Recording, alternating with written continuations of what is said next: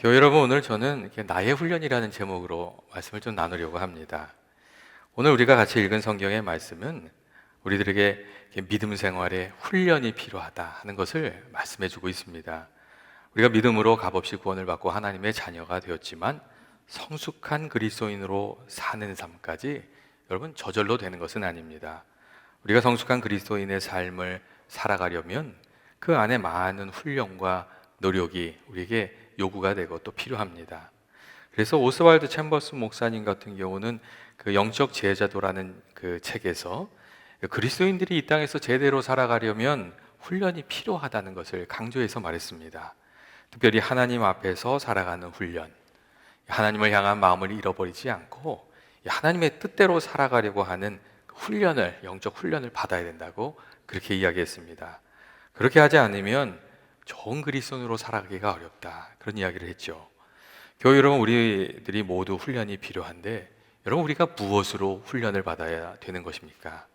하나님께서 주신 매뉴얼을 놓고 우리들의 삶을 비추어 보면서 우리 훈련을 받아가야 합니다. 하나님이 주신 삶의 매뉴얼인 성경을 펴놓고 우리가 훈련을 받는 것이죠. 우리가 아침마다 거울을 통해서 우리 자신의 잘못된 부분을 비춰서 바로잡아 가는 것처럼 하나님의 말씀을 거울 삼아서 우리 자신을 비추어 보고 바로잡고 말씀으로 훈련받아가는 것, 그게 우리에게 필요합니다. 만일 하나님께서 우리에게 이 훈련 교본을 주셨는데 이 훈련 교본대로 이 훈련받지 않으면 우리 삶에 늘 문제가 생기게 됩니다.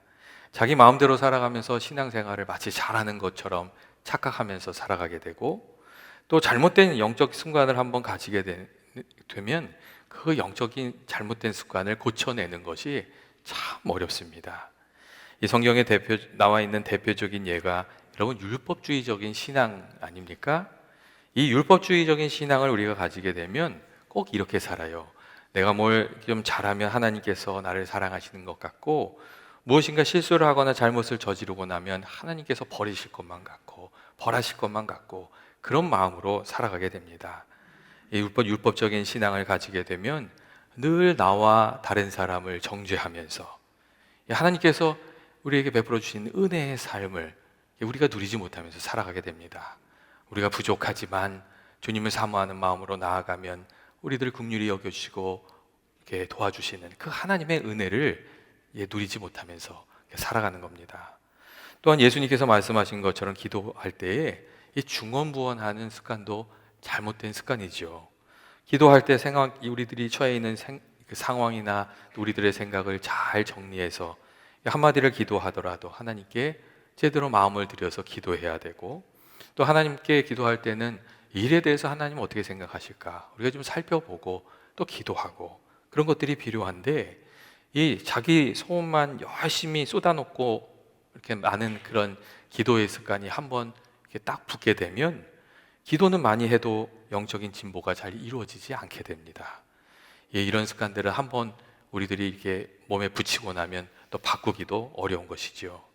그래서 오늘 성경 말씀을 보면 사도 바울이 그 믿음의 아들 디모데에게 이런 이야기를 해요. 하나님의 말씀으로 형제를 깨우치고 가르치고 권면하라고 그렇게 얘기를 해주고 있어요. 6절 말씀을 보면 이것으로 형제를 깨우치면 그들이 예수님의 좋은 일꾼이 될 것이라고 말하고 있는데, 이것으로 형제를 깨우친다는 말은 하나님의 말씀으로 가르쳐서 그들을 깨우치는 것을 말합니다. 말씀을 읽다 보면 우리들의 마음을 찌르는 것 같은 불편한 말씀을 만나게 될 때도 있지요. 하지만 그럼에도 불구하고 말씀을 기준으로 내 삶을 바로잡아가는 경건의 삶을 가르쳐야 한다고 이렇게 디모데에게 사도 바울이 이야기해 주었습니다. 또한 오늘 본문의 7절 말씀을 보면 망령되고 허탄한 신화를 버리고 경건에 이르도록 내 자신을 연단하라고 이렇게 권면하고 있습니다. 여러분, 경건에 이르도록 연단하는 것은 무엇이며, 여러분 이 경건이라는 것이 무엇입니까?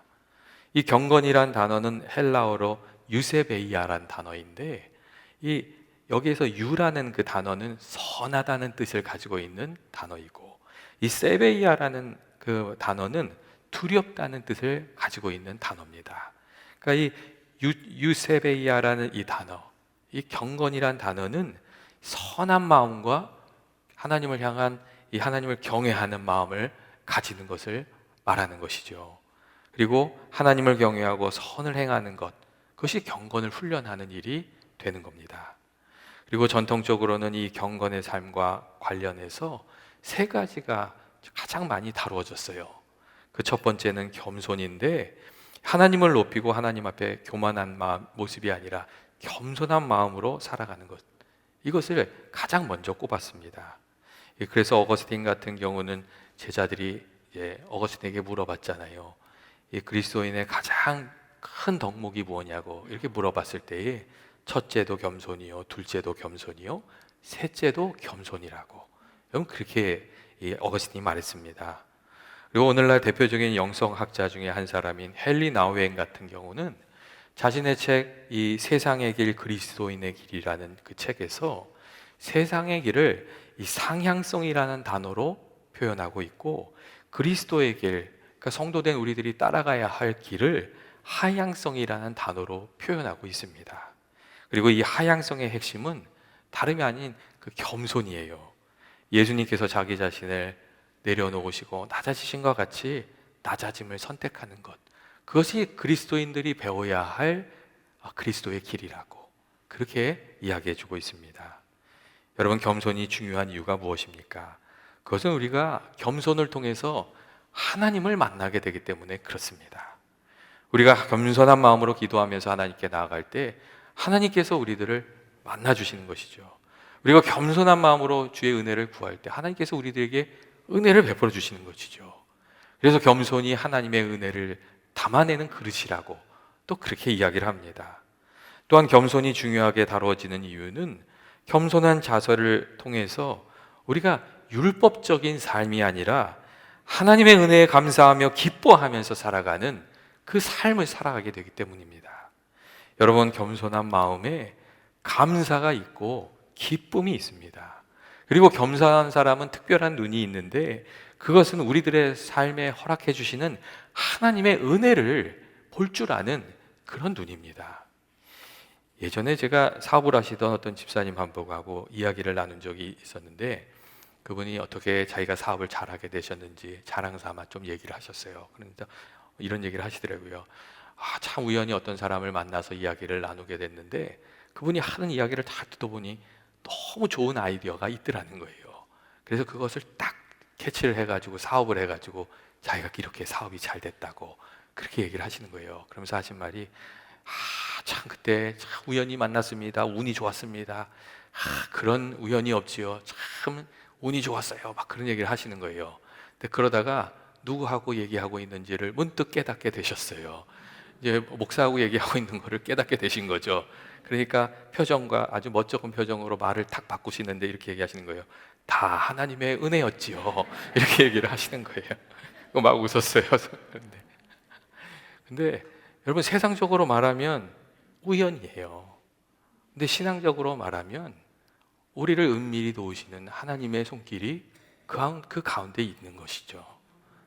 근데 겸손한 마음을, 하나님 앞에 겸손한 마음을 가지게 되면 그 하나님의 일하심이 보여지게 되는 거예요. 하나님 나를 이렇게 도와주시는구나 깨닫게 되는 것이죠. 또한 겸손한 마음은 이 모든 것을 은혜로 생각하기 때문에 여러분, 그 마음의 불평이 사라집니다. 그래서 그 마음이 겸손한 사람들이 늘 기쁨과 감사로 살아가게 되는 것이고, 그리고 그렇게 살다 보면 하나님께서 더 귀한 은혜를 베풀어 주시는 것이고, 여기에 좋은 선순환이 계속해서 일어나게 되는 것이죠. 그래서 성도의 삶에서 가장 먼저 훈련돼야 될 것이 뭐냐 하면 겸손을 꼽는 거예요. 근데 스스로 내가 죄인이다 생각하는 사람들은 이 겸손을 좀 빨리 배우고, 내가 그래도 좀 잘 살았어 이렇게 생각하시는 분들은 겸손을 좀 어렵게 배우고, 그 차이는 있어요. 하지만 이 겸손이 가장 먼저 배워야 할 것이라고 그렇게 이야기를 합니다. 그리고 둘째로 우리가 훈련받아야 할 그리스도의 덕목으로 말씀에 대한 순종을 강조합니다. 겸손이 우리를 하나님 앞에 이끌고 하나님의 은혜를 담는 그릇을 만드는 것이라면, 이 순종은, 하나님 말씀에 순종하는 것은 하나님께서 실제로 우리 삶 가운데 역사하실 수 있도록 우리 자신을 하나님께 내어드리는 것을 말합니다. 하나님께서 일하실 수 있도록 그 순종을 통해서 하나님께서 우리 가운데 변화를 일으키시고 열매를 맺게 하실 수 있도록 우리 자신을 내어드리는 것, 그것을 말씀에 대한 순종이라고 이야기합니다. 여러분, 한국의 유명한 요리사 백종원 씨를 다 아시지 않습니까? 이분이 비장의 요리 그 레시피를 만천하에 막 알려줘가지고 유명해지셨잖아요. 그리고 이분이 특별히 요리 못하는 사람들 불러다가 놓고 요리를 가르쳐서 맛을 내는 바람에 또 유명해졌거든요. 근데 이분이 유명해진 이유가 다른 게 아니라 이거예요. 시키는 대로 하면 맛이 난다. 이거예요.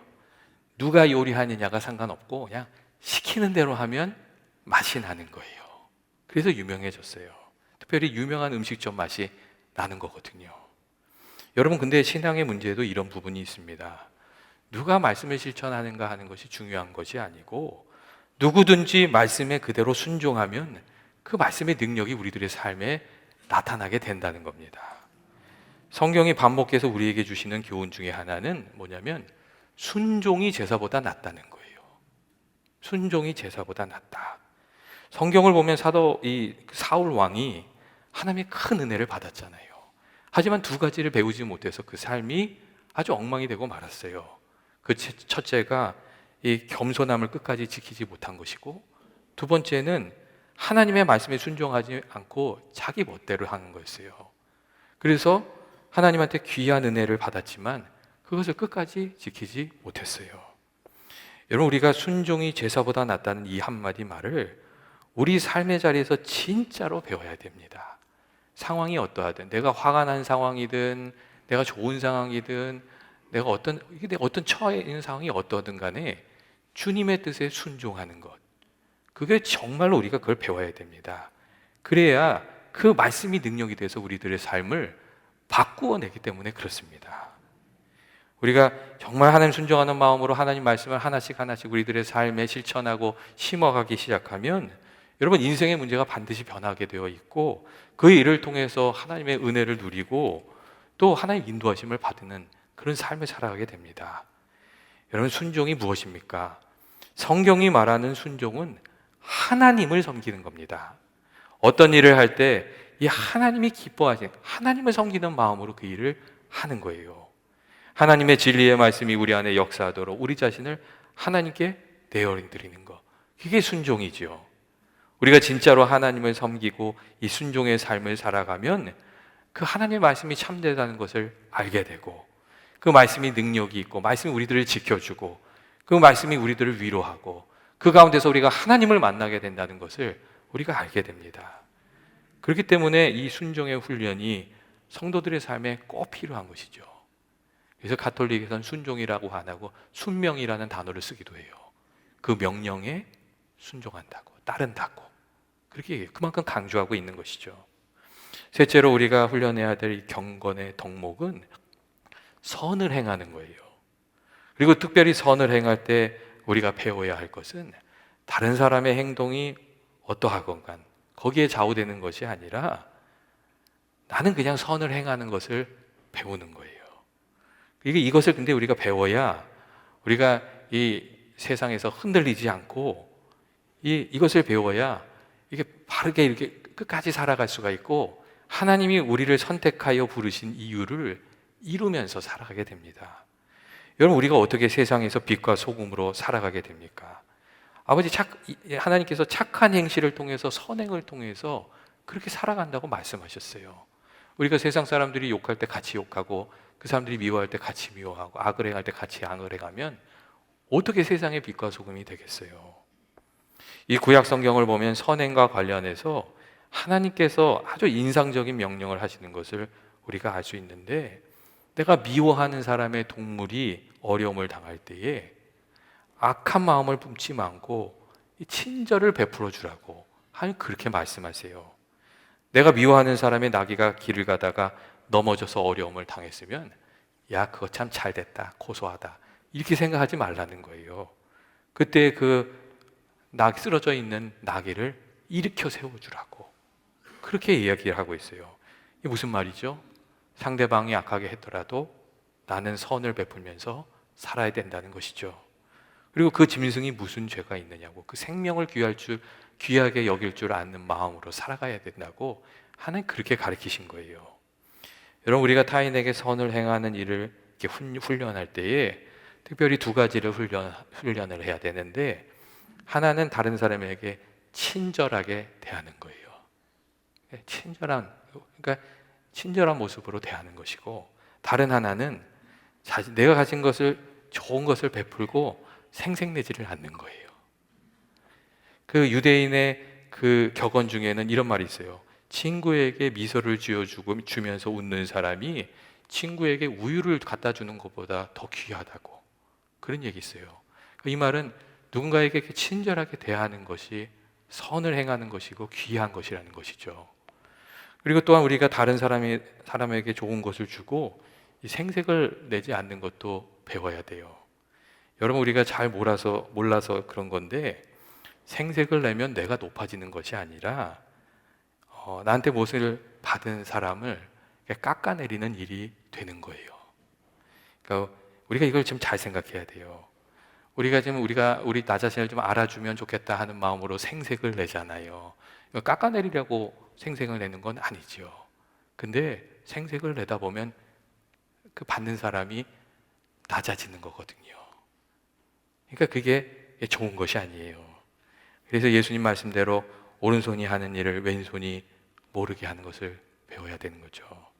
그리고 남이 나에게 어떻게 하든, 그 어떤 말을 하든, 어떤 행동을 하든, 또 어떻게 나에게 베풀었던 건 상관없이 주님의 뜻대로 내가 베풀어 주는 것, 좋은 것을 주는 것을 우리가 좀 배워가야 합니다. 그래야 하나님께서 그 선한 마음에 복을 주시는 거죠. 하는 성경은 그렇게 말해주고 있어요.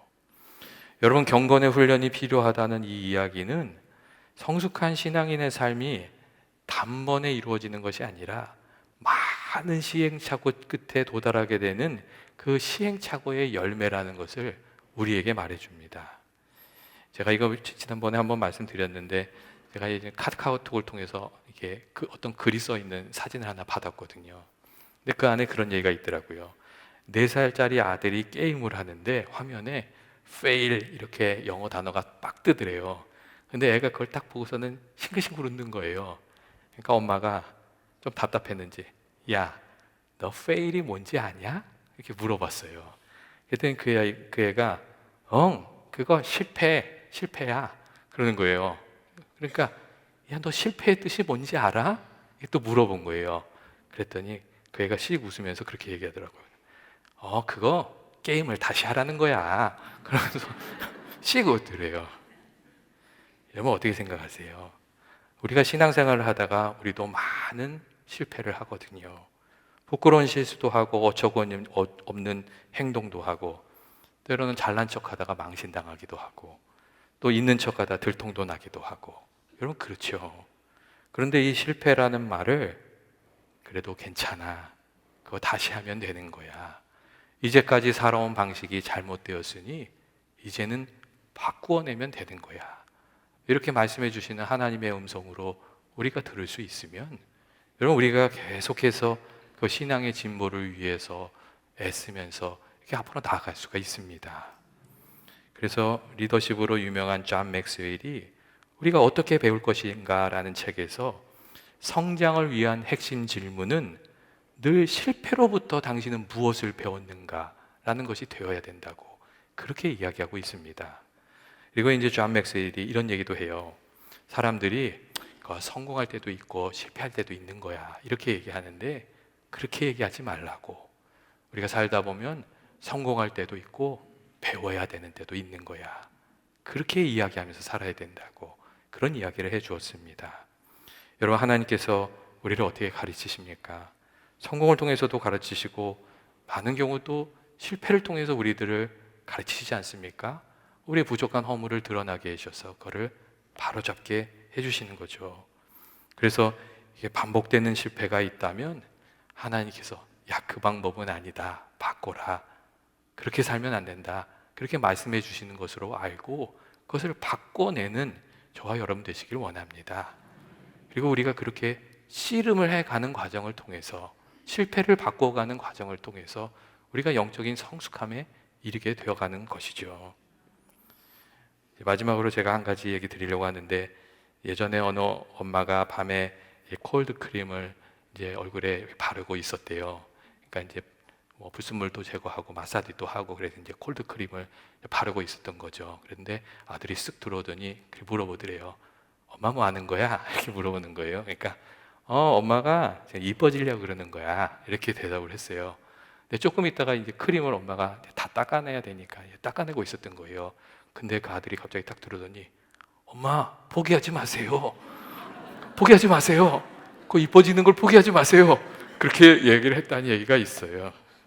1부 때는 안 웃으셨는데 2부 때는 좀 웃으시네요. 여러분 어떻게 생각하셔요?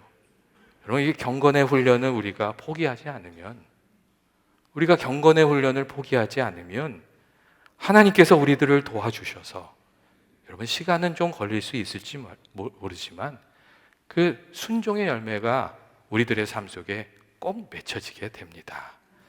여러분 우리가 좀 해보다가 잘 안 되면 확 때려치잖아요. 근데 그때 실패다 생각하지 마시고, 이때는 배워야 되는 때구나 이렇게 생각하시고 그 믿음의 길을 가시길 원합니다. 말씀에 비춰서 나 자신을 훈련시켜 나아가면, 매일같이 훈련시켜 나가는 거죠. 그러다 보면 조금씩이라도 예수님을 닮아가는 삶을 우리가 살게 될 겁니다.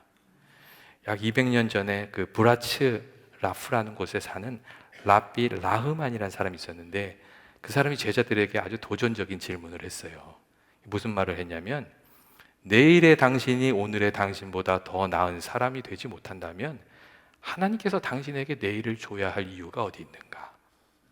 그런 얘기를 했어요. 여러분 날마다 조금씩이라도 변화해가고 계십니까? 예수님을 조금씩이라도 닮아가고 계십니까? 말씀을 가까이 하는 중에 하나님이 이게 하나님 뜻이구나 이렇게 배워가고, 기도하는 중에 하나님을 더 가까이 하면서 여러분 그렇게 살아가고 계십니까? 여러분 이 믿음의 훈련, 경건의 훈련을 통해서 우리가 날마다 조금씩이라도 바뀌어져서 하나님 기뻐하시는 삶도 좀 살게 되고, 또 그리스도인의 그 장성한 분량에 이르게 되는 저와 여러분이 되시길 주의 이름으로 축원드립니다. 같이 기도하시겠습니다. 사랑과 은혜 많으신 하나님 아버지, 오늘도 저희들 주님 전에 불러주시고 예배하며 주의 말씀을 마음에 품고 살아가게 해주시니 감사합니다.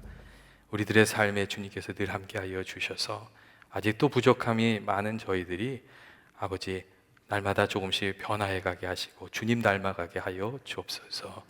주께서 깨닫는 마음을 주셔서 아버지 저희들이 잘못된 것을 바로잡을 수 있게 하시고, 또 성령으로 도와주셔서 그 일을 잘 감당할 수 있도록 주여 도와주옵소서. 예수님의 이름으로 기도합니다. 아멘.